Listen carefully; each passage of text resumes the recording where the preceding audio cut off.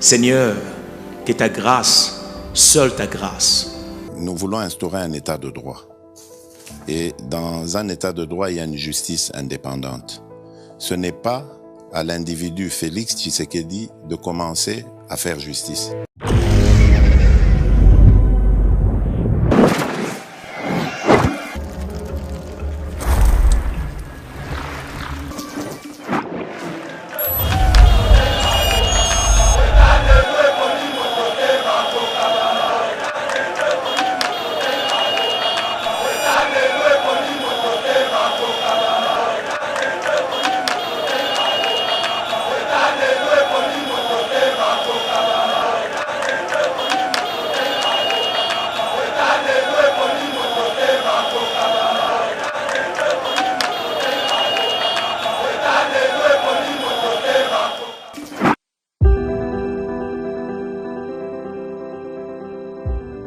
Olingi ou visiter Royaume-Uni, topé ofanda kana Royaume-Uni mais ozana posa ya ko voyager libanda. Ezala pona voyage obongisa kala, topé voyage ya mbalakata. The Globe Pharmacy a ko faciliter voyage na yo na mitungisi nyonso ya COVID-19. Azo proposer ba test ya COVID ya ndenge nyonso, test antigénique to test PCR. Dali pe couper sa certificat oyo ekosunga pona voyage na avion, train topé bateau. The Globe Pharmacy azo sunga bandeko oyo bafanda kana Royaume-Uni ozala vacciné to non vacciné. Soki olingi kobima to pe kozonga na Royaume-Uni pe oza na posa ya numéro ya réservation pour na ko remplir formulaire ya localisation ya ba passager. Pour na renseignement nyonso, benga biso na +44 20 81 27 44 24. Topé na WhatsApp +44 74 05 81 41 70.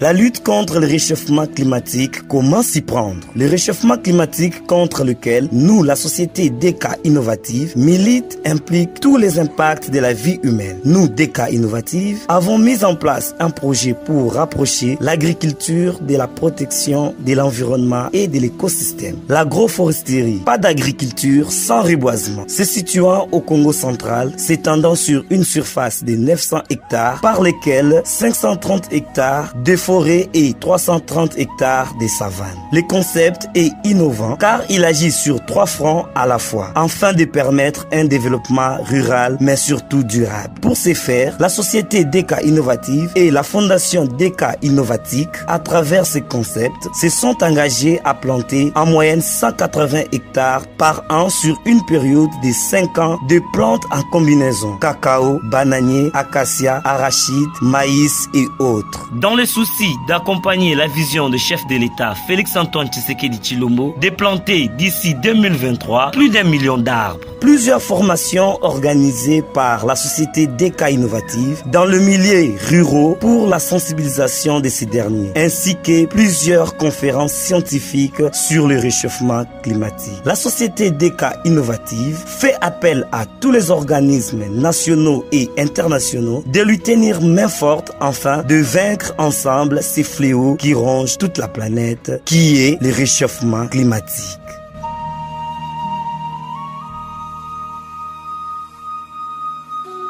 Bienvenue mesdames et messieurs sur Eba TV, merci de nous avoir choisi pour vous informer. Vous allez vraiment ébeler la République démocratique du Congo, mais aussi à travers en dehors de nos frontières, vous allez vraiment couper sa confiance dans Eba TV. Tout bandi 2022 qui toko makasi, vous allez ébeler, vous allez continuer à s'abonner, à partager ma vidéo, à commémorer biso. Merci pour la marque et la confiance.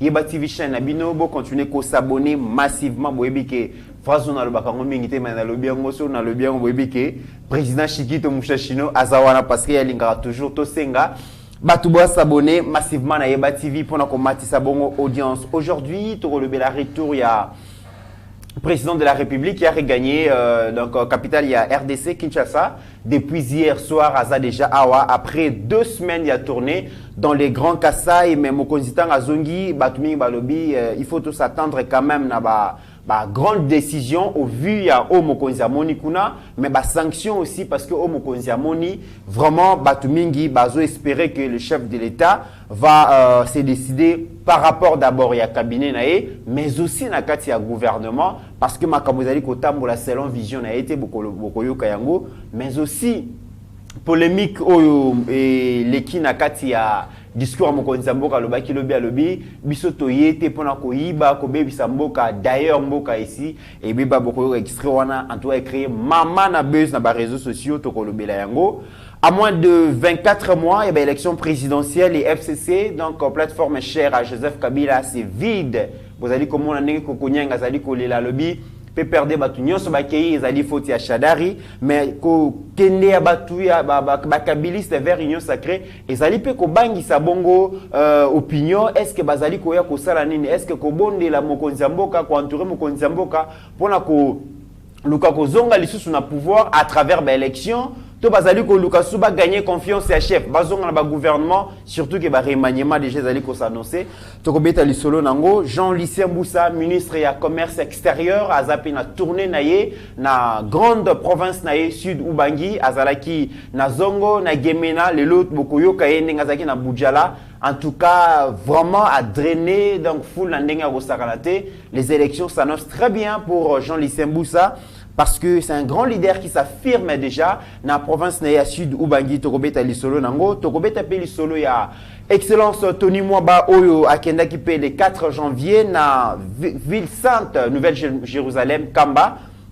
Et pas y commémorer bongo 62 ans, il y a commémoration, il y a journée internationale d'éducation des écoles kimbangistes. Beaucoup on a ba image, mais bobi que kimbangiste et puis bazali ba partenaire ma classe éducation à travers l'école na bango, c'était tout à fait normal qu'Excellence Tony Mwaba azala kuna tokobeta lisolo. Mesdames et messieurs, tokobeta pe lisolo na kati émission oyo pasteur Gila Prometa Kibino, c'était difficile à se prononcer par rapport à Makelele Ouessalami sur les 14 millions de dollars où ils sont censés financer 4 complexes donc école hôpitaux Nambujima et Namupompa et ça là qui m'a le makasi tozali ko luka bongo le conseiller principal en charge ya économie et la finance ya Mokonzi Mboka donc Marcelin Bilombano to juillet mais les quelques informations te récoltées na FPI Tokomeka vraiment à froid analyser makamozali koleka parce que ezali vraiment sujet actualité. Nous allons nous prononcer sur cette question. Merci beaucoup Nabino Nyonso Obozali Kolanda Biso. Merci particulièrement à Steve Kondé, notre réalisateur, Mesha Gochoudi, na Mike Tiswaka. Pasteur Gili, bonjour et bienvenue. Bonjour Ndekomit, bonjour, bonsoir na Bandeko Nyonso Bazolanda Biso de partout, mes salutations na Président Chikito Mouchachino, ici présent na Kata Studio na de Congos donc Molaxi Nzela Motema Pembe très bien donc voilà salut biso honneur yemo kolelo azana biso donc mikilivuma don na Kata Yebati vient live donc voilà de commit bandeko bazolanda biso bo continuer toujours ko sala biso confiance ndenge bo mesana nous c'est le Congo biso ezaka musala nde mutezo mema biso chaque fois bipai na bino bozali. Très bien, Pasteur Gili, le chef de l'État a vraiment à Kendaka province Mengité, mais lorsqu'il s'y rend dans des provinces, il prend son temps pour écouter différentes couches de la population. Je me souviens à Est à la République, à Salaki, je pense, plus de 2 semaines. Plus de 2 semaines, à Salaki, à Est, à échanger avec des notables, dans la société civile, presque Batunion, sur Ayoka Kibango. Et à Keipe, il sous un grand Kassai, il a fait presque 2 semaines, à l'équipe fin de l'année, Kuna, nouvelle année juillet, Kuna, Ayoki Batunion, Amoni na miso asengelaki komona ayoki wa sengele koyoka a constaté o asengelaki ko constaté hier jeudi déjà Mokonzi Mboka azongi bongo na capitale Kinshasa mais pasteur Gili balobi des sanctions attendues au regard ya oyo amoni et puis combolisation ya cabinet na et puis combolisation ya gouvernement ezali ko s'imposer parce que o Mokonzi amoni pasteur Gili ezo senga vraiment changement. Bon, d'abord, on est comité Ranaya, merci beaucoup. Et là, on a battu belé, sepeli na Mokonzi Mboka, puisque au moni difficulté, les lobbies sont au na Mboka zani de comité. Mutazo soit courage ya koloba, atanga pasteur Gili, nazo soit courage ya koloba likamboyo, nazana badone nangote. ah, les chefs bougent trop, ils ont voyagé, ils ont dépensé autant. Même na Zoé Kabila, aloba même makambu ya voyage à Mokonza Mboka, aloba même na montant oyo Mokonza Okenango, mais yé moko Zoé pendant 12 ans na parlement, atikala jamais kochata pour ou bien contre ou bien ceux qui abstention, non, quand même pour le peuple, aloba yangote. Zoé a courage ya koye bisabisote, que naza député élu du peuple en quoi au Nasala et pourquoi mon frère Joseph Kabila ne bougeait pas trop puisque ayeba ki ne loka olobate ayeba pe loka osalate pour na yeba recette à Congo boyela nga na poche mais quand Fachi est venu au pouvoir atali Congo dans l'oubliette naba organisme nyonso ya mokili Congo azali shooté or Congo a tous les atouts mais dans l'oubliette. Na FMI, moi to kende sate pour FMI abimi sambongo ba autorité ya 18 ans balia yango. Alors moi ba senge sate Congo yozaka kuna. Na domaine na makamba ba arme na mboka embargo mais un général azoso maminduki astoka ngo na ndako na ye. Nyonso na mundela tala lobi Congo à côté. Mais quand Fachi est venu au pouvoir, alobi eloko ya liboso so mutakoti na ndako ya batu ou bien na quartier ya batu il faut yeba nani avandaka na lupango wana namoni na porte na policier akengelaka nani namoni kuna bache projecteur makamni eza kuna amoni moi ba garçon batelemi pe bango mbote donc c'est une façon bayeba ke na koti sika et puis bango banani d'abord il faut nabimisa Congo dans les 9 pays limitrophes vous comprenez des comités na yebisaka yo la fois passée toujours malchance ya kozala dirigé par un président oyo abeta libakuna miliki yelo baba na kin donc ayo capacité ayo Joseph Kabila Kabange abeta libakuna miliki parce qu'il wana ko cité mais de commit nazo yebisa yo Congo est seul pays au monde et pesi batu ba chance oyo batu bakana kinangote yo zali ko benga ngo chance mais Zoé Kabila lobi biso pouvoir autorotika yangote parce que to nyo kwa mi famille na biso nyo kwa mi papa na biso akufa bongo pona mboka pasteur Gili bon d'abord que pona bango ba nyo koma Abdel Babunda te ndekomiti d'abord la personne de Zoé si to kobotole ba plan wana po to kobotola ngo si to kobotola bango ba plan wana il faut basenga ka merci na peuple naïf o ngalaza congolais ah bon ouais il faut basenga ka merci na biso oyo to zui bango to yambi bango baye basise biso bazui oyo nyonso ba amassé bakomi na oyo nyonso bakomi ndekomiti tango déjà mutao le kana média azolo bakeye na Tanzanie ngai na sala na service national service za réservé na bana mboka oyo za réservé na bana mboka mais ekoti congolais awa ebimi awa congolais azotuna wapi mpio diango ekoti congolais ezotuna tant moutazolo balobi na ye ça fait 40 ans congolais ovanda na ndako baboti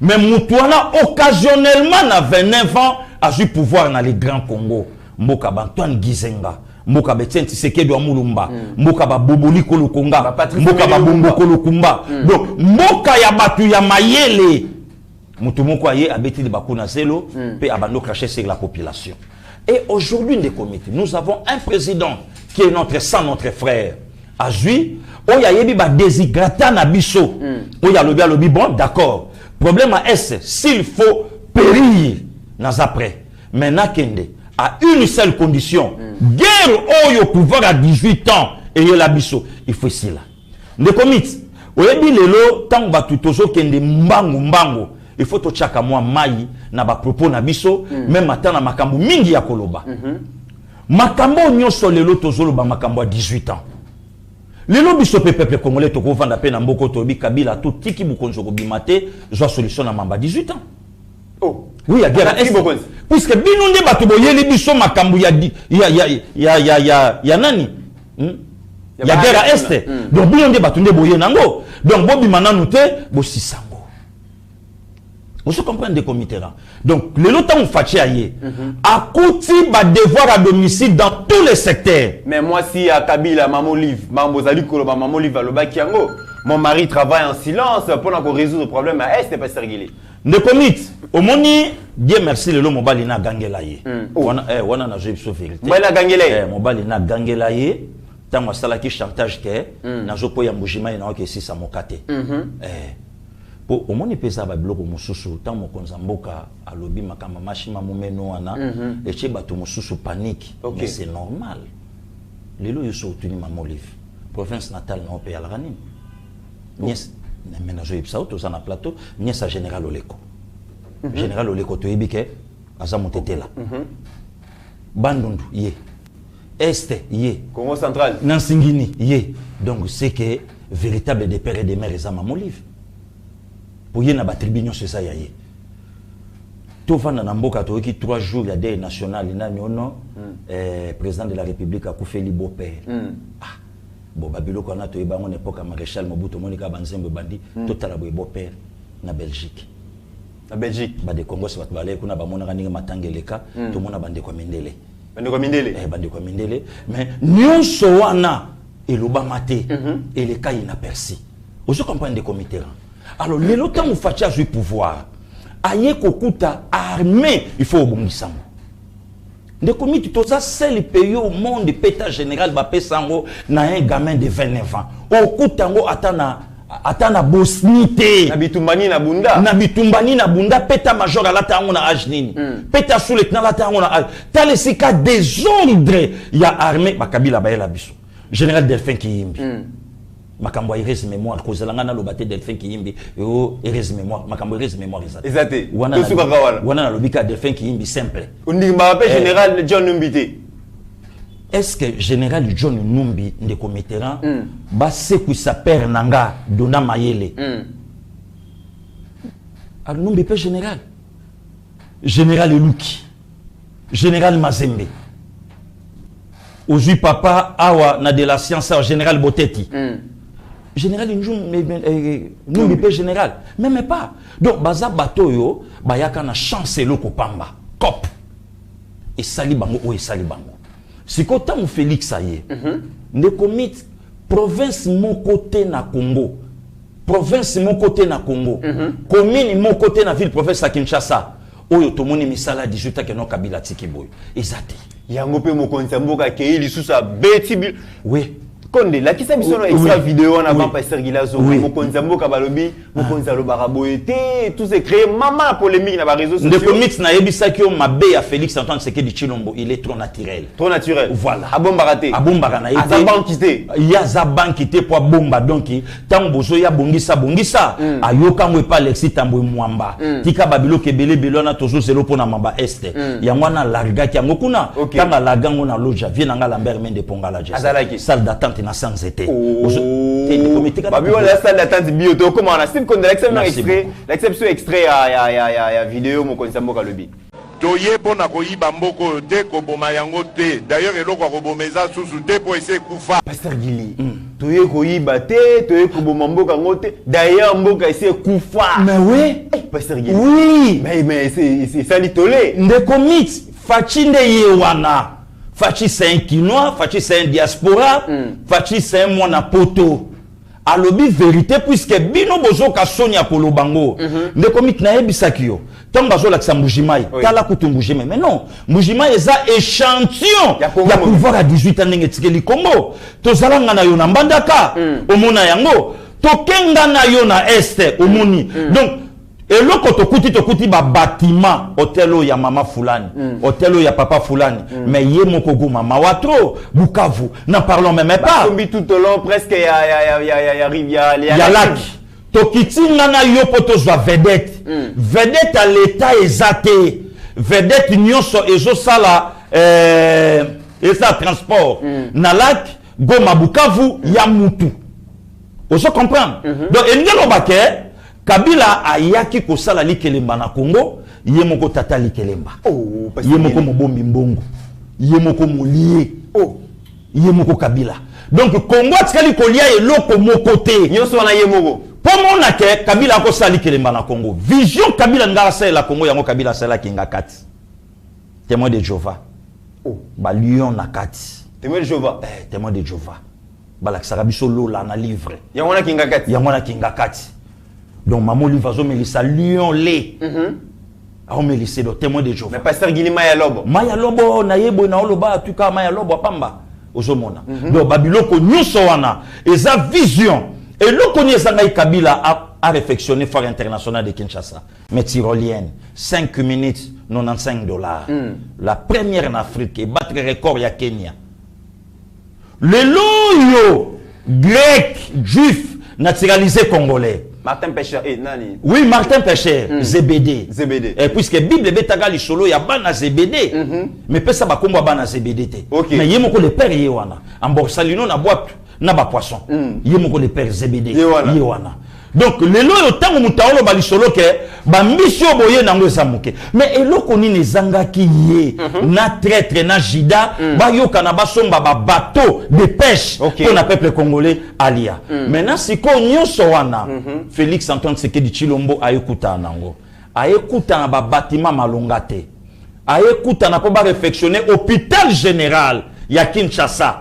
au batebele ba ebiteke ba travaux et bandi c'est créé depuis 1900 ce qui combien mais le lot fachi aye ba bandi jaba travaux personne n'en parle même un groupe électrogène bacha wana fondation Denise Nyakero ndekota donc jusqu'à la preuve du contraire Kabila bayaka commerce na bango le lot autant na zo ka notable moko ya mwasi ya FCC azolo balobi alobi awa tozana bambi sebele bakesomba mais nani alaxi bisonzela ya Windhoek pouvoir à 18 ans égal de committerant donc de balaxibiso donc ne sika lelo on ba par rapport ya haine égal à ko pe ko somba bateau de pêche a ko pe ko somba pe bateau de pêche na ba maya awa azole isabiso wana nyonso balobite maintenant tant fachi aye na pouvoir akuti vraiment devoir à domicile devoir à domicile tout ça na banzela ki to côté de commis totalement na yo na national 8 na wenzi sekli na mbandaka balobi na biso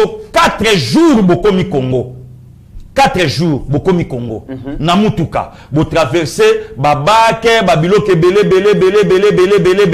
bo traverser ti bokomi nango de commis tolongwa na yo de Johannesburg na mutuka ti na Sun City to moni beauté ya Afrique du Sud na nzela et lokoni nezanga Kabila ke ko kosa bandeko nanga bampindi eu ko yebisa bango ke na yebi makambo nyonso boza nango de route aya kosi bango ba pesa ye deuxième mandat Kabila ti na ndenga ke rien ya momoni tango Félix et tango bato bazolo ba yebisi bango to ça ne lokwa oyiba te puisque mboke se kufa donc mboke kufa Kabila boma tout courant mai babiloko tout aboma azui ba entreprise à l'état a privatisé yango et komi yaye azui babiloko tout a sali tout et komi yaye donc ba makamunyo sosko tango fachi yaye c'est pas facile de commettre puisque eza na kati ya ba texte donc fallait maintenant ko banda ko bungisa kozongisa yango sikoyo na peuple congolais ezala yaye donc voilà ndeko Mitterrand oh lelo tango bato bazoloba ke asalinine banani baolo bango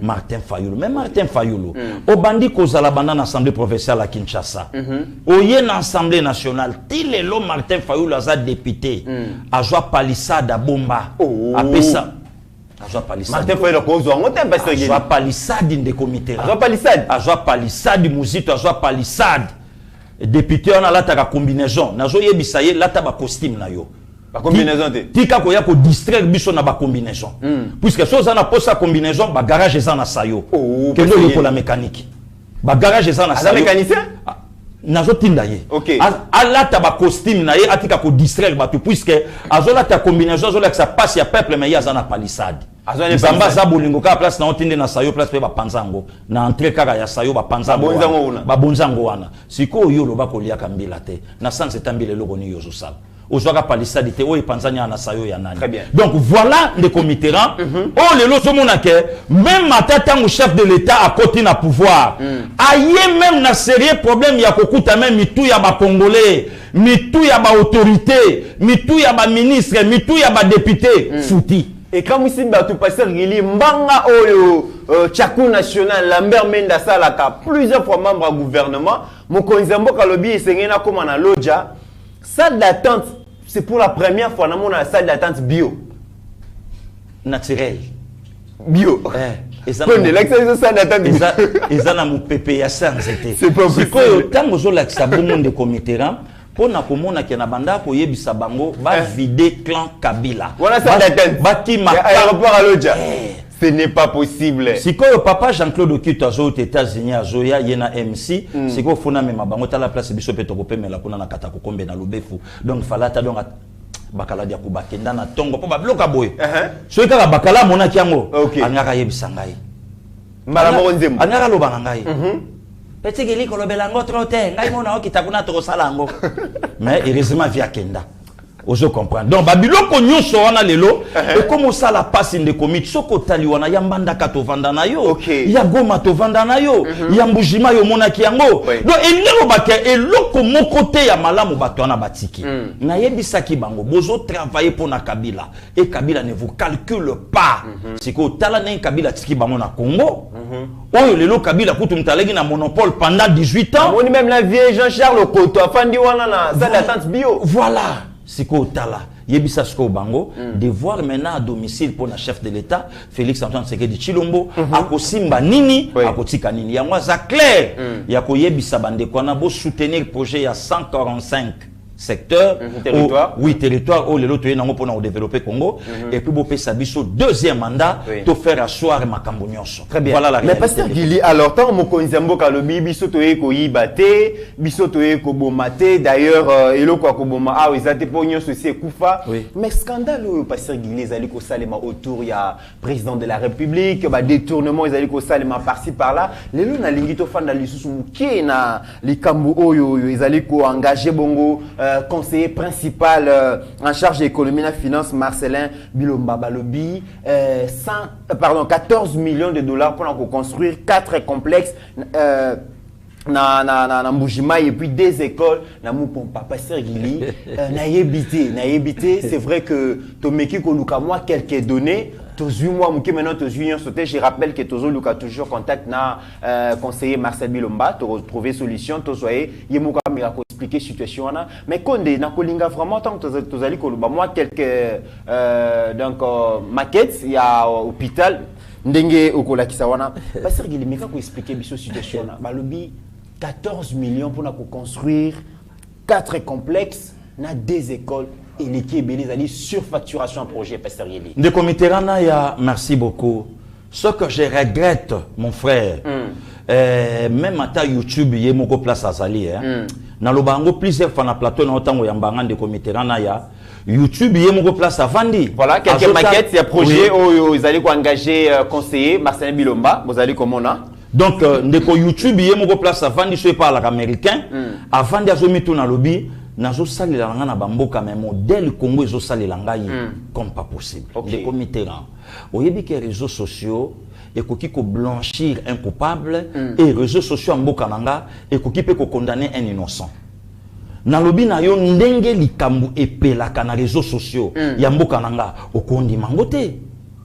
Est-ce que yo kondi mama lelo to fandi boye batu babandi ko beta lisolo oyo bazana belemate na yebisaki batu balukelanga contact na le conseiller Marcelin le col a dû 14 millions à lukelanga ta 1 million à pamba mais tant ngai pe na koti na ke ko découvrir belema na ye ko mona ke makambo ebele tokendaka nango vite en besoin balobango bongo na lopoto oyo parfois ta musuke non otiki réalité nango na sima tango na koti le commit natali natangi même na réseaux sociaux batu basoni nga bakotisa le président Jean-Marc Kabund na problème na CPO eza yango te yoka comparaison ye kutu atongaki bekole na kisenso na banga moyo il y a autant et puis ça qui est montant boy.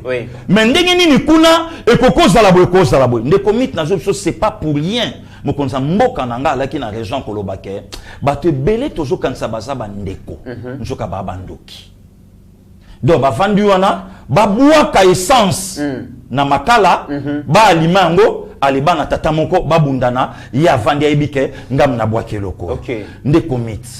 Est-ce que le loko tonga ndaku na lukala na Congo central na kotonga ndaku na Matadi to awa na Kinshasa ku eza ndenge moko te Pasteur Gili oui même maison na baku eza différent mais na lukala transport eza te bako binsaka sa ka simamba bongo pa buna mutu est-ce que bandeko nyonso bache makelele il fallait quand même baser la Pasteur Gili na ibisa bango ça ka simana mbujima $25 mais awa $7 na awa $7 à $8 ndeko mitera na ya awa $7 à $8 barre de fer ezoteka ma prix mon côté naza conseiller ya CP Marcelin te mais du moins nazolinga tout ça quand même ba réalité en place pour battre belé oh lelo basana ba mikili mais na yepé donneur de leçons na yepé donneur de leçons produisera 50 notes par semaine il est pas ibi même des comités on est là qui programme lancé par le président de la République na keinga na yolobiti na FPI ba yebisi biso ba lobi programme eza ya biso biso de batuto bwaki offre na bato baza côté kuna baluka banani oyo ba ko accompagner travaux wana de comité na préparer ki ba arme non conventionnelle na préparer ki on le loko na CP Marcelin Bilomba na CP David Mukeba na préparer ki ba arme donc ba uzi le lo na ngana tumba mais tant on a commis na FPP donc de comité biso makolo elembi ngai na miyoki bololé na lobi na posa ya audience na DG Kitebi ba lobi en tout cas de passer Gili DG Kitebi alandara yo na de comité bo lancer kaka a oyamba bino très bien yango na lancer directement appel DG Kitebi ya yamba biso ngape skona mekana tuna ye makambo nyonso lobami mais si côté on a commis kuna ngana yo na fond ya la nini fond de promotion pour l'industrie oui. Voilà FPI tant to commis ba mais qui ko expliquer biso babino effectivement programme eza ya 14 millions ngabi OK Marcelin Bilomba zo misiko 14 millions donc ça va confirmer que 14 millions est vrai et ça là qui 12 t OK et ça là qui 15 t donc le col là 14 munoko na chaka ya pamba ndasko na ko frapper ba arme non conventionnelle David Mukeba boté wana chela nga wana ya pamba na ko isaye bon 14 millions na commis bon sikoyo et ça wapi puisque jusqu'à la preuve du contraire musala mo ke salamité et le ba non passer Gili OK Moussala déjà et c'est salami koto bisoto déjà aussi to bimisi 3 millions de dollars américains. Pasteur Gili Malembe. Pasteur Gili. Le comité ça veut dire que 14 millions nyo se bimi na luté. Même pas. Ba bimisi na ndamuga FPI ne ba yebisi ngai. Parce que ba yebisi biso babi eza programme présidentiel de lutte contre la pauvreté et la réduction il y a inégalité sociale. Exactement. Et ça programme mon konzi mboka. Il y a voilà, il y a financé na FPI. Na FPI, il y a mon konzi yemoko. Alors 14 millions na bimité. Na bimité. Pe 3 millions o yebimi. Ouais. Déjà to sali musala, to commis déjà na ceinture et tikali kaka ba couler dalle. Le coup la biso na totongi palette na tuni ceinture à pantalon babi non.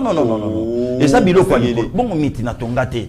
Bon yo gata ceinture te pasteur Gili. Mais ceinture mo kaba. Pantalon d'akola ta sou ceinture pantalon. Mais na kamo ke parler pe ala na ceinture. OK. Ba lobi so to bandi na fondation tomati poto matalikolo. Ezalaka na ceinture o ekangaka afin ba couler dalle po ba matalikolo ngabi bon. Bon d'accord, merci beaucoup. Bon, parce que 11 millions Marcelin Bilomba chama babi Marcelin Bilomba na David Mukeba bazata na masolo ya mbongo kuna na kati te. Bango ba pasteur Gili. Bango ba gérer projet wana te. Même pas.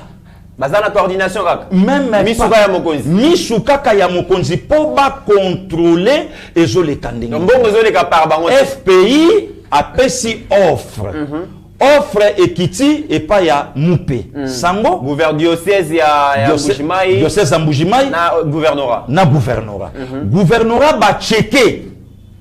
Ba bimisa ba société oyo ba koyi kopesa bango po basala ba travaux wana.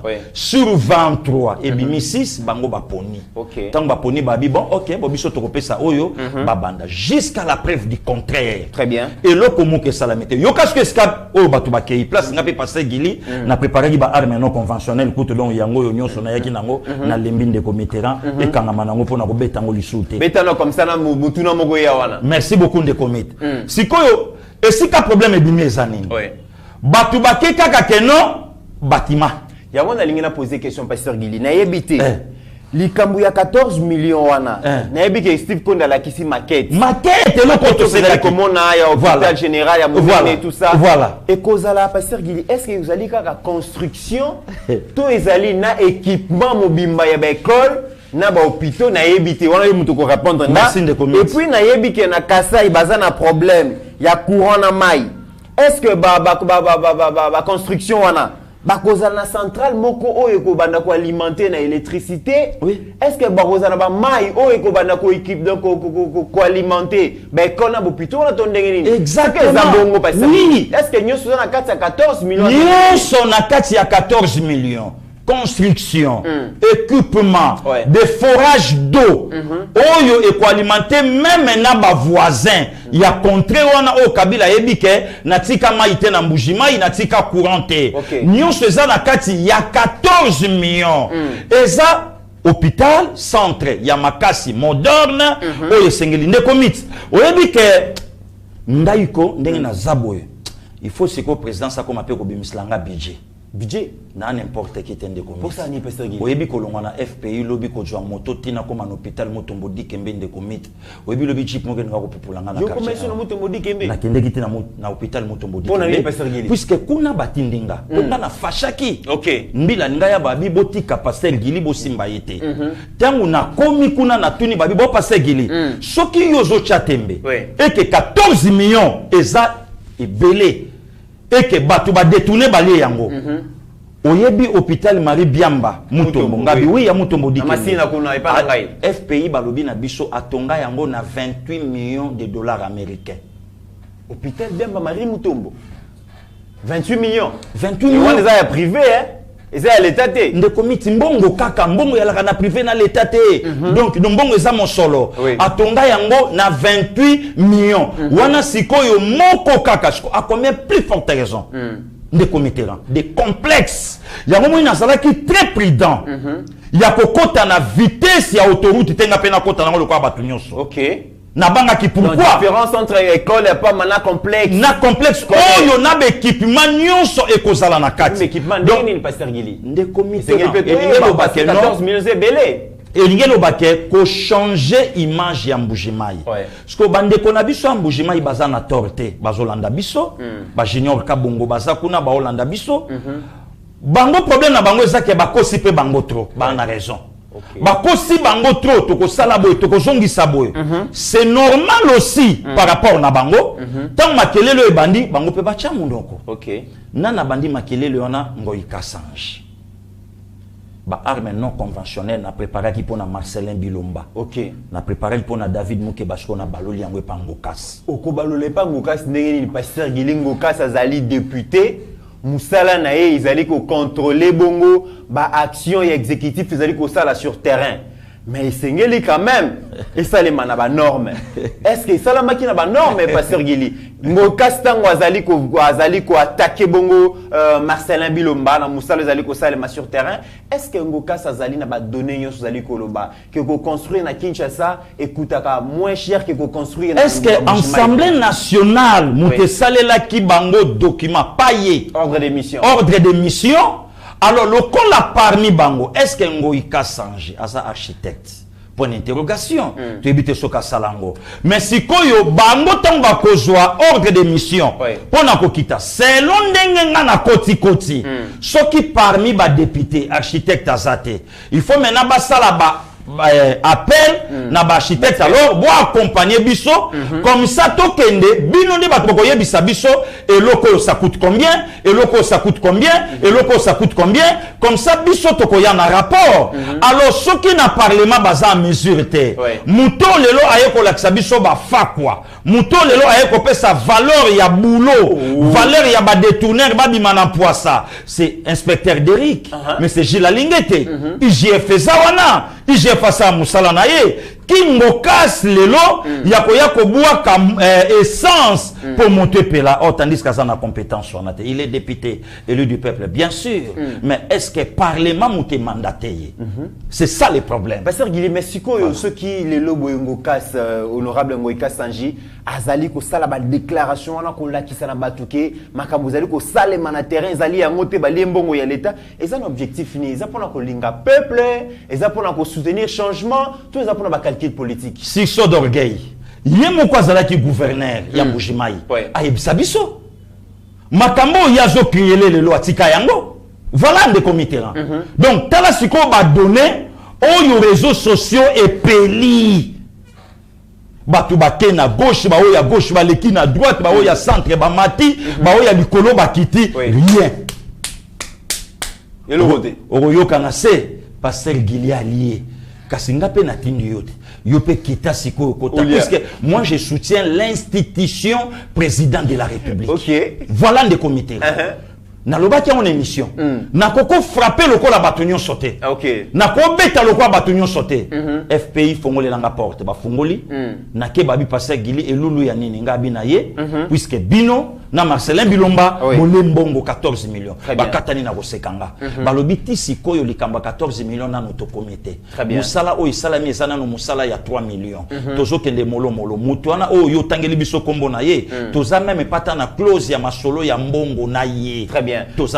Voilà. Mais si koyo, tant chantage et bandit, tant makelele et bandit, de commit, au moins le lobby soto na mboka, ba de Congo ba uti ba mikili bazali, ba tension balande la kabiso, eza différent na biso moko bato to salia. Oyebi batu boni na minito aux États-Unis. Oyebi batu boni lelo na Europe. Oyebi batu boni lelo ba congolais baza, lelo ba mususu bando finga Marcelin Bilomba.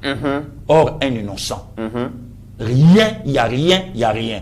Moutatie Tembe, Abima a corrigé Pasteur Guili, n'a pas recherché au na sali, il n'y a pas qu'à taper dans le terrain, à Yapé Sikoyo, de partager ma idée. Très bien. Pasteur Guili, merci beaucoup. Mais dans le dossier, il y a Marcelin Bilomba, en tout cas, tu as vu qu'ils allaient projet Chilengelu, financé par FPI. Bon, vous allez dans la banque, donc, Sophie Bank. Mais aussi na Equity Bank. Voilà. Mais toko senga na toko sengelo komoko toko yi kopé sa conclusion te est-ce que détourner salamito et salamité tozali ko senga ne passer Gila lobby IGF yono skitsara biso mutema c'est saisir na dossier wana lancer audit au IGF akolobande toko yoka mais aussi les honorables députés bokende ko luka bongo ba ordre de mission bokende ko sala ba enquête et ko sala mala mais d'après l'information tozi passer Gila lobby 14 millions wana ekoki kozala ebele ekoki pe kozala muke tout dépend na musala ezali kosalema sur terrain pas seulement construction mais équipement aussi de comité pas seulement équipement mais il faut aussi construire ba mini centrale photovoltaïque pour électrifier ba bâtiment wana et sengeli ba forage pour na mai na kati ya ba complexe wana mais aussi ba 200 mètres aux tout autour et approché wana ba tu ba bénéficier na mai to le bité ke ba yibi mbongo to le bité ke ba yibi mbongo te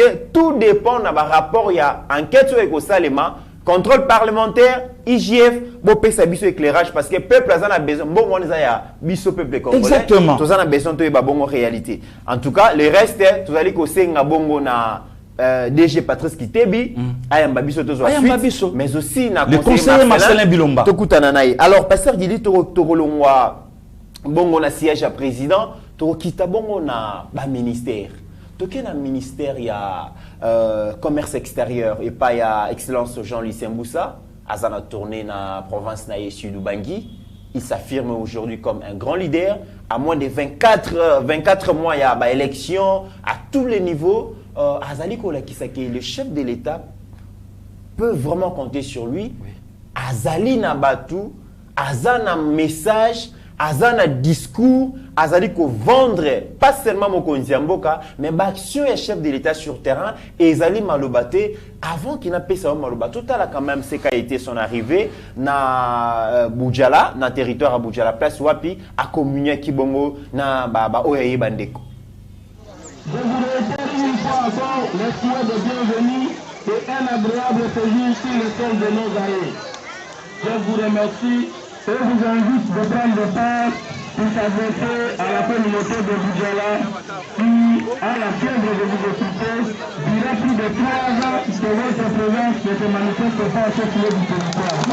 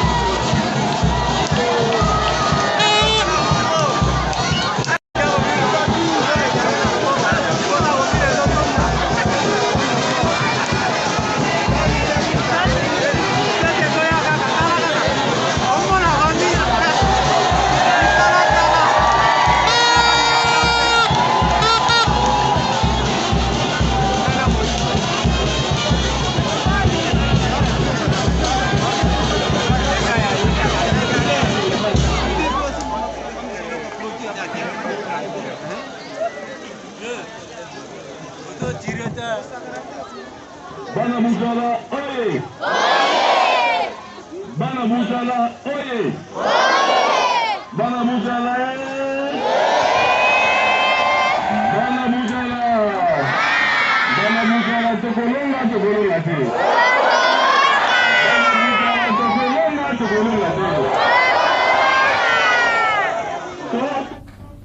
Pasteur Gili, et le connaît le Kuzarana Tango Nango, et comme il a Tango ya Kolakisa, aux politiciens, aux epanayo, hein, donc aux na territoire nayo, aux na village nayo, aux na baba oyayo bande ko bakoki ko compter sur yo, sur les actions politiques, et c'est ce qui s'est fait sur terrain dans la sud Kivu, pardon, la sud Ubangi, Pasteur Gili. Oui, des comités terrain, c'est ça.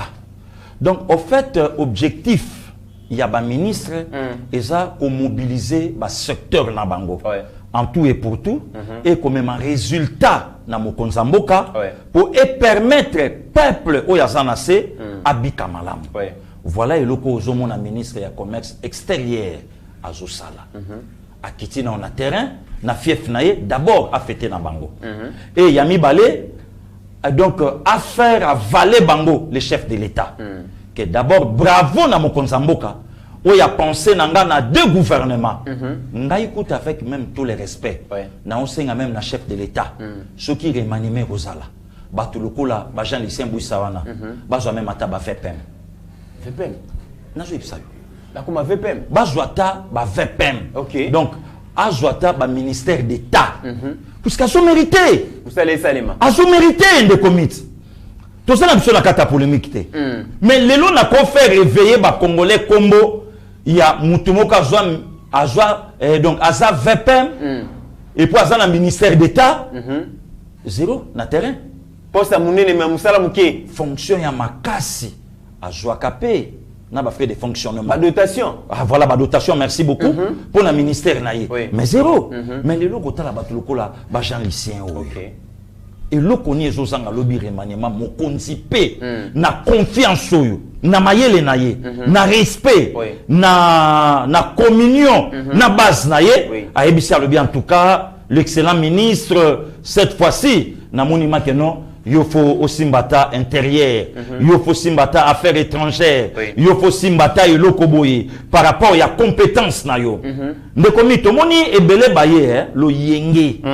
Mais le yenge na gouvernement mais travail bazotanga kaba o basali le lotala ninga sali ba tourner na Grand Équateur yewana sko na Boujala donc ozomona makeno mutu moko aza na terrain et puis terrain ni fief na ye base na ye et sika oyo ba commissaire o yaza et puis abanda ja kozala député depuis voilà banda 2006 oyebi na point ya Sidou Bangi bato bakansaka lokola ba leader kuna bato toyebi zaka ya mutu moko to bato mibale to bato moko to bato mibale or grand leader ya Sidou Bangi oyo bato bele baye bakate ye wana Jean Lucien Boussa. Très bien Pasteur Gili, alors na likambu ya tozomona Jean Lucien Boussa azali moko ya membre ya gouvernement Sama Lukonde ba membre ya gouvernement bazali ba metteur en scène il y a vision à Mokonzi, na ba secteur na bango, na ba département na bango. Alors pour Moussale Sale Mamalamu et Sengeli bazala bato bazal loyaux na chef de l'État. Bato bazal fidèle na chef de l'État et na prochaine élection et za bato oyo et Sengeli bazala sincère basanose. Jean Lucien au moins, toyoki discours na ye azo kende azo senga na batu keno ba soutenir le chef de l'État après singande konabino occasion na servir mboka alors devoir de reconnaissance wana et sengeli bo soutenir mais nous avons des ministres qui ne sont pas fidèles qui ne sont pas loyaux qui ne travaillent pas en réalité pour le chef mais qui travaillent pour leurs autorités morales. Pasteur Gili bato bongo to sala na bango ni to komi pemena ba élection ne commit omoni bato lokola ba Jean Lucien Boussa batoni Mwaba ba Nicolas Kazadi ba Didier Boudimbo ba Maman Gisèle Ndaya donc baza bato il faut république et kanisa bango donc baza bato do bazo la sa peuple que non toujours travailler pour nation na biso et tombwama mais les autres tozana ba ministre comme so ba jouisseur ba troubadou des ministres flatteurs ministres hypocrites atikikin à quelle réunion na autorité à parti na ye pour autorité à parti na ye azo critiquer gouvernement or yé pas na ba ministre na kata gouvernement wana sikoyo ministre on attend wa vandi Avant de l'ini. Okay. Voilà encore la sorcellerie. Babiloko nazoye bisa l'excellence Sama Lukonde. Bato abongo nga pa Sergeli fona mona sanction na bango. Et pas na yo. Mutuana na ni chérubin okende. Azu ministère munene ya transport. Ministère ya munene ya transport. Ba pesiye. Mais place bazo critiquer Ram ya vandi. Place bazo critiquer gouvernement. Oh yé pas un membre avant de la solidarité gouvernementale étatée. Azo landanani un aventurier politique, imprime rien. Oh yo yé koutune mutaza majorité na kati ya union sacrée, mais azo critiquer union sacrée. Ne commit toyebi na biso ke bakolongwa na 2022 pona nini. Ntango ayaki po ça la consultation. Oui. A moneka ok na mutute. Très bien. Yoka réponse pa pesa ke biso na toliete. Si ka toliana. Si o kende kende mo. Bolia bona ose la binokasi. Toyebi na biso. Toyebi pe ndenge bakota ki ndenge pe ba okende bango nyonso te. Toyebi na biso. Mais du moins bato lokola ba Jean Lucien baza bato biso faut te remercier. Très bien. De comités na sepelaka toujours na cabinet na ye. Entouré de jeunes. Entouré des jeunes. Au Kouta Bakokongo Bayali, Aaron Moleka Bayali, la beauté, la grâce, Solvia Kazadi, la grande sœur des prêtres, Adi Kamina, la mignonne, Olo Baza, nous avons senti que Bazana, pour l'intérêt de la nation, que Excellence a réussi, Bangope Batomboa. Très bien. Voilà des comités là. Pas comme le ministre Moussoussou, au Komona Kaka Jeep 00, chiffre Mongo Nasima, au Tounier, au Kendaka Wapi, base à la répéter, au Salaka Nini, na cabinet na yo Moussani yo Salaka, et l'Okoni, rien. Donc, on a fait marmouiller les matins dans le secteur. Et l'autre côté, même le ministère n'a pas de baye bien monté. Ok. Mais yoka costume à ma fouta. Yoka triple na makolo. Le boko na poche. Azo solo la na makangu na ye mettons ba benge gestion en réunion, je te rappelle. Ah bon?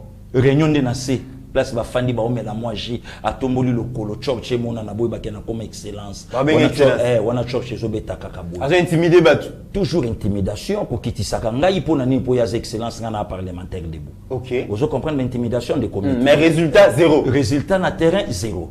Nyon soto ba robenga ye. Attends, je te rappelle hein, donc je suis avec le président de la République. Azonga Kilobi, donc je suis avec lui. Le Kouta, nyon sona ka intimidation pour passer Gilia Lenga. Vous comprenez le comité. Très bien. Takenga yi trop. Bazo takenga trop mais baye bake oui ça 2022. Nga pena ko take bango. Bazo takenga trop. Yebo batake bango. Toujours ko kitsaranga, toujours ko intimider. Yebo excellence c'était pas Sergeli. Yebo nga excellence ba travailler bien. Ngai nazota la bateau yo bazana visuel chef de l'état.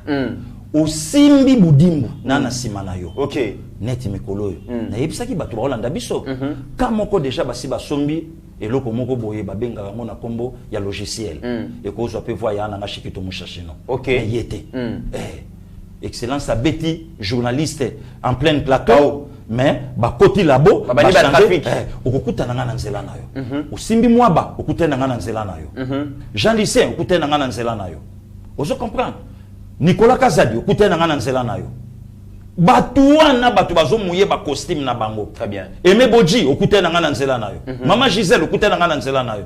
Mais il y a plein. Il y a plein. Il y a gris, il y a sculpture et art. Nandenge koto ba oloba na bwake longi mupanzi metra ndenge yo moko zotanga na kotala yo tata kotala. Oui biété. Na kotala yo tene ngo zotanga. Oui agriculture. Elongezaka mupanzi ndenge. Au pêche et l'élevage. Na zotala yo koto. Oui biété. Na zomone loko moko tende ko metso mo na tali yo yeba ko tuti ba sensation mais soko mo na bwake ka elongi mupanzi ndeko mi wala nyonso zotanga na 0 na 0 na oyebisa. Na bosuka wala. Alors Tony Mwamba. Na zongisi elongi ndeko. Ça c'est très bien. Alors pour la Tony Mwamba, nous allons clôturer vraiment l'émission. Excellence Tony Mwamba, Azalaki depuis les 4 janvier, na Kamba, à Kenaki Bongo pour célébrer 62e anniversaire donc la journée internationale d'éducation des écoles kimbanguistes.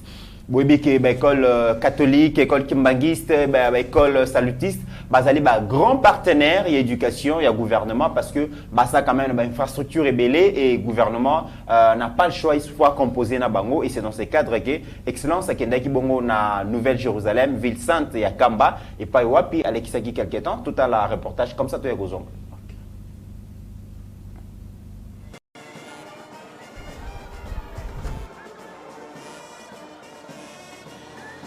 4 janvier 2022, le ministre de l'enseignement primaire, secondaire et technique, le professeur Tony Mwaba Kazadi, foule le sol d'Nkamba, dit Nouvelle-Jérusalem, siège de l'église de Jésus-Christ sur la terre, par son envoyé Simon Kimbangu. Il est 14h23. Bouquet de fleurs, puis échange en huis clos avec sa divinité Simon Kimbangu Kiangani, père spirituel de l'église. Ça n'est suivi un culte de commémoration de 62 ans de la Journée internationale de l'éducation des écoles kimbanguistes, 4 janvier 1960, date à laquelle l'Église s'est décidée de créer ses propres écoles. Ce sont les écoles conventionnées kimbanguistes, dont l'apport à l'éducation nationale est incontestable, présenté aux fidèles de l'Église sous des acclamations frénétiques. Tony Mwaba Kazadi l'a reconnu lors de sa prise de parole, exprimant toute sa gratitude pour l'application stricte de la gratuité de l'enseignement primaire, vision du président Félix Tshisekedi, dont l'irréversibilité n'est plus approuvée.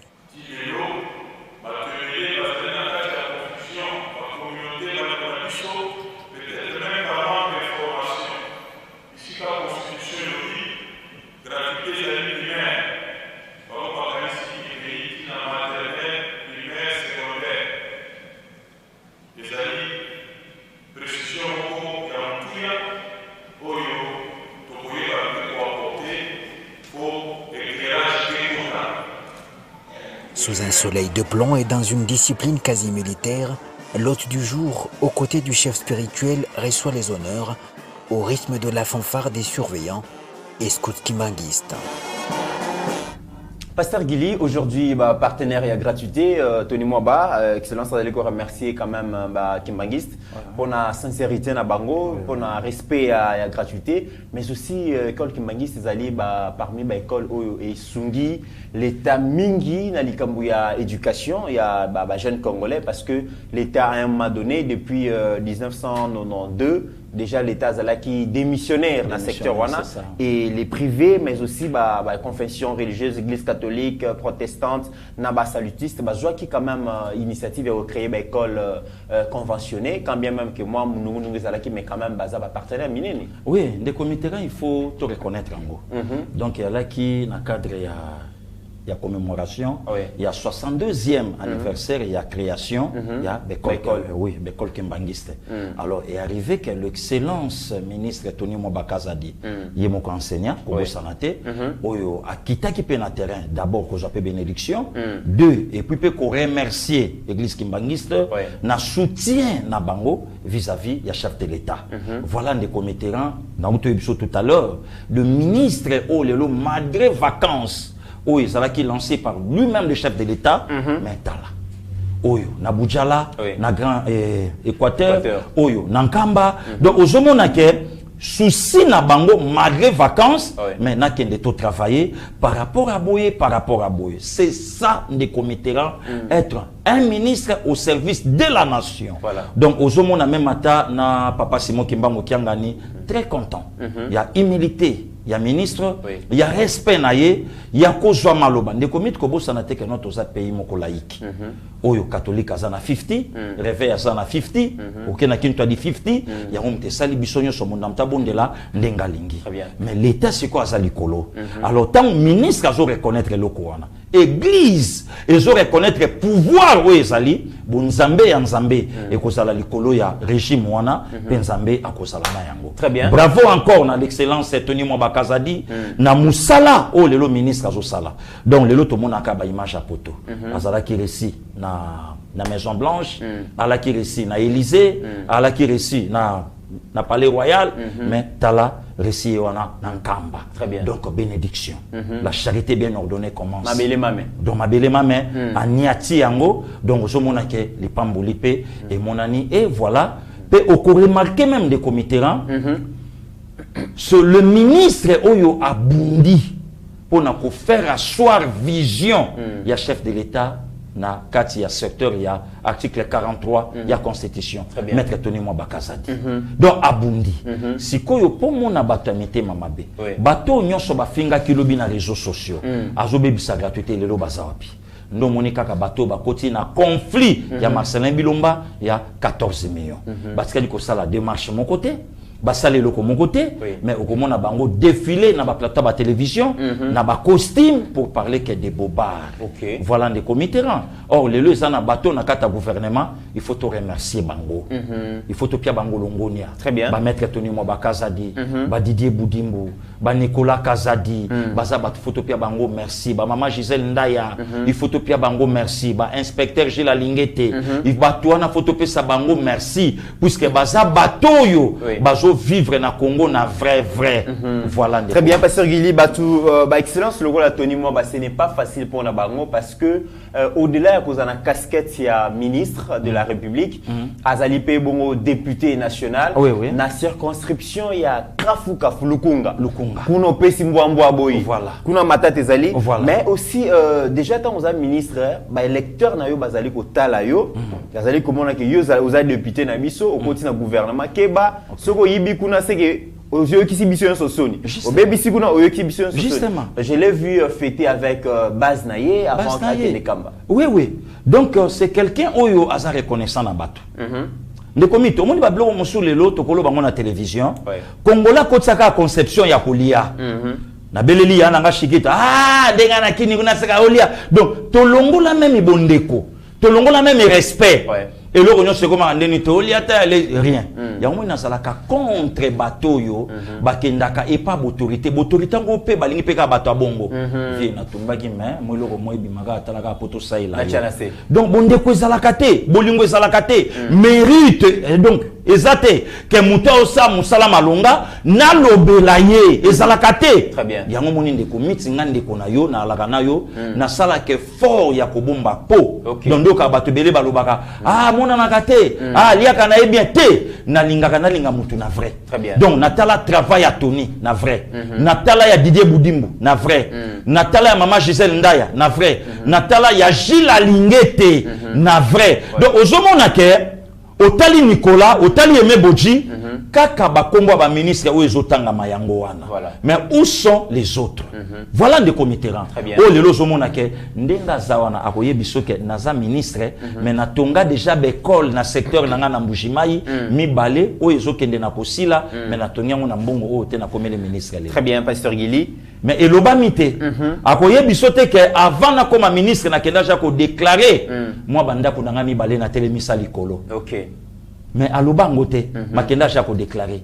Mais le lot ozomona ba misusu aussitôt arrivé et le ben on attendait qu'on a fait ça na pib ya IGF mbala moko bano ngana sominda kuna gombe. Donc rêve ya batu yango wana mais ndenga zana ane loko ya kosengate. Très bien. Puisque tia comme ministre satika 5 loi kuna na parlement tia comme ministre aza déjà na base ba élire yo na Kinshasa nsaka ve na Lukunga nsaka ve de comiteran et le lozo na travail ndenga zana aza obligé à mouiller ka costume pour servir national. Très bien, Pasteur Guilito Komina Souka, mesdames et messieurs, tozo kende lentement mais sûrement na ba tenir l'élection à tous les niveaux et d'ailleurs na ba état-major ba parti politique bazali ko bongama mais j'ai l'impression comme si opposition comme ko kufa kokonyangi a sali déclaration mo ka lobi azali ko lela po pe perdre batu ba sili batu nyonso ba kei nzamba pambola kokonyangi ayokaki message na ngai kola pambola kokonyangi batu nyonso basili azali ko incriminer bongo Chadar lobi Chadar a échoué et to comment na yango Pasteur Guili na yebite bandeko bo pesa ngata nouvelle ya Adolphe Muzitu nazali ko yoka ete qu'est-ce qui se passe Papa Tian Tshisekedi nazali ko yoka ete au pouvoir opposition et coexister les choses. Alors to comment na que batu ebele ba kolongwa na opposition bakolonga na ba centrisme bazanango bakokende na côté pouvoir. Mais que pense le professeur Njoli par rapport à l'idéologie politique? Est-ce que les acteurs politiques basent la politique pour une idéologie to pour na kwanga to là on a quand même extrait à moi et le Komora Loba qui comme ça tu as clôturer l'émission. Je ne parle même pas du suivisme pathologique, de la transhumance. Quelqu'un qui était kabiliste pur et dur, il peut en 48 heures devenir tshisekédiste pur et lire encore. Et puis il vous dit, mon cher frère, la politique, il faut être réaliste. J'ai créé ces partis-ci pour rester à l'opposition. Donc il n'y a pas d'idéologie. Pasteur Gili. Oui. Makambo, professeur Jola Lobby. Et ça le coûte, hein? Non, ils ont vrai des comités. Créé parti dans l'opposition. Non, d'abord, Pasteur Gili a Zamouto a bandé déjà pour lancer Yango. Quitter le camp Kabila, Toyana camp ya Congo, où ils ont chapeauté par le président de la République pour servir la nation. D'abord, appel Wana. Ils ont un bête. Très bien. Balongo baya plus que Kuna. Il y a les Kabila. Donc, va servir Moto. Mais à ce que baya tout servir. Oui, la camp de la patrie. Et comme ma bendengeni, et comme ma bé, tangu na zoya pona na batuna même la bango konzamboka lokwa toujours poussana na maponomi. Ngai pe nazana moi 10 personnes nga pona zo ministère moko et puis patati patata. Wana déplace au kuta na bisusko na nzela na yo. Ba armée gozanga armée non conventionnelle. Et si ko moni na yebisa même ata mo konzamboka. Place na yebisa même ata le président AI Jamal Kabound avec tout le respect. Place na yebisa même le capitaine de l'équipe Augustin Kabouya, c'est le moment. Bana nyonso o bakenda. Bakoki pe kosonga na bango na ndako. Neti ba vena nga ba Valentin Mobaki. Bakenda na bango kapona mokate. Nabi vrai tu sais que dista solo. Mokate kaka. Mokate to ko limbisa ye. Mokate. Azonga na kaka. Basonga. Bazana idéologie ya vie na kati na bango. Mpia kaka, mpia ke lobisa ma bebele. Mpia ke bebisa même ata love. Mpia ke bebisa ta beauté à mutu. Ozomona basonga. Par rapport à bateau nyonso bazoya bakoya na bango mais faut baleka nanu na fermissement to bando ko na combat baleki na ba délivrance après to récupérer bango pour puisque mutu na oya yele lo lobi ke non ngana soutenir comme konzamboka mais na 2021 awa bimisla bisolo ke boujaki bayana ga chiketo mushashimo na poto régime ni de comité primo ministériel voilà primo ministériel o que non premier ministre mutana pouvoir ko le chef de l'état c'est ko tango ya sama le konde mutana pouvoir ko le fachi de commettre 6 émission. Oh, Pasteur Gili. De commettre 6 émission. Baya mais sur Nicolas Lisu. Baya kaka po ba congolais. To zape na besoin ya 1 plus na bango. Mais ngelo bateke ndenga longo buna mbala moko pa allez 2023 les Bochab ministre intérieur Lisu. Bonga musana ngani. Okima. Dans matin. Ngana na bonga na zolinga fo après 2025 na zo place à vient na ngambaka ngobila. Ah, yoka ngobila. Oui. Ngobila nga fona zo place na puisque ville fait simba manano ko mona ki mais na yo ki to komi la suka mais na yo ki godem po ya lobby en tout cas Kinshasa eza gérer ndenge tikala ma ko gérer te mwinda pelelin décoration kitoko ville kitoko ngobila tikala gestion ya ville vraiment posée ba papillon na ba cheli boso église na ko tabaka yao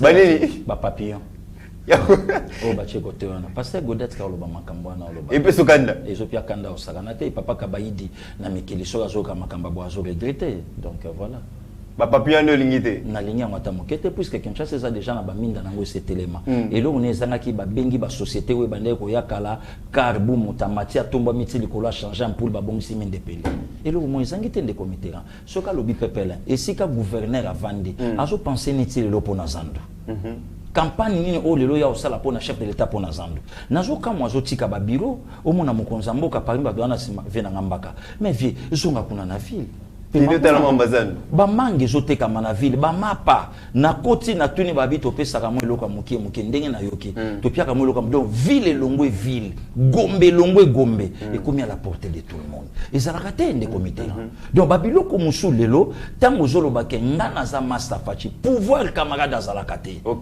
comparé à Boma Blaise et nani Aboma Thomas. Donc makamba blague wana pambe yozalaka te. Po na 2023 au côté de Maliboso bakinois na bakinois to lo bakeno te bo voter master nanga te. Puisque ti lelo nano lobi na batute likambu ya zando. Mais obomi ba famille boni. Obomi mabota boni et le bonnet bandiko salama non de comité. Très bien. Quelque part faut ba arme non conventionnelle et beta marape côté na biso pour et permettre yango moni mikolo yo na bandika ba jeune na ba prière. Ba tutu ba ye na ba nyoka na ba magorodo na ba miselekete. Au moni vidéo ya ndiko na biso o ya poto. Ya poto oui. Au moni salami minga salami bosa cimetière gombe ndiko na ngwa bugar wana. Alobi habita ba. Era Ramses. Era. Habita bango ba okota kota yana nga Martin Kabeya. Izanga mbongo zana bato ndela engango ngape na bandi campagne ko telemela bato nyonso bana singa maketo oba okanga président biso na ba MSO ki tozo prier tozo lukelongi nzambe bino bozo ya wana na ba plan avant okota do lokwa mokonza ya kilobi yo avokota na oya pousse piston et loko anto temela monta ko meka pousse kasi la vie est belle. Mvwando moto akomekaka akomeka makamba pousse piston ndenge faci awuti ya ye wana oya nango mpo yo kota na oya na asika ntango tombo lokolo pousse otikali mpe kaka bongo lokwa vie lumumba. Mesdames et messieurs, nous sommes arrivés à la fin de cette émission. Ça a été un grand plaisir. Il y a qu'au partager plateau na Pasteur Guili. En tout cas, Boyoki, tout ce qu'il a dit par rapport à l'actualité aux Alaïques au dominé scène politique dans la République démocratique du Congo. Merci Nabil Nyonso, Pasteur Guili Tokomi Nasuka, mot de la fin. Non, merci beaucoup de comites. Donc merci aussi na bande Nyonso Bolandi biso de partout. Vraiment Kolo abatte la bino. Nous c'est le Congo. Donc biso to de la Congo et puis toujours soutenir l'institution président de la République. Merci de comites. Merci beaucoup Pasteur Guili. Merci à Floringoma. Merci beaucoup na Mamoumeta Chibete. Merci na bino Nyonso Bozali Kolanda biso à partir ya Nord Kivu, Sud Kivu. Rendez-vous est à Moko. Rumba in Congo, tozozonga lisusu kuna, donc tozala ensemble bientôt là, donc mon abisso et puis batu bozali banda bozali kobenga et belé que pourquoi biso tokenda kota la binote Pasteur Guili le bien ngwa tozali disposé disponible bozo ba disposition nyonso o eko s'imposer pour que to comme place bozali ba congolais place bozali biso tokoki koboya binote. Merci na ba remarque na ba suggestion. En attendant, mesdames et messieurs, n'oublions jamais que la RDC est plus grande que la somme de nos ambitions individuelles. Portez-vous bien, car chaque jour est une vie. Seigneur, que ta grâce, seule ta grâce. Nous voulons instaurer un état de droit. Et dans un état de droit, il y a une justice indépendante. Ce n'est pas à l'individu Félix Tshisekedi de commencer à faire justice.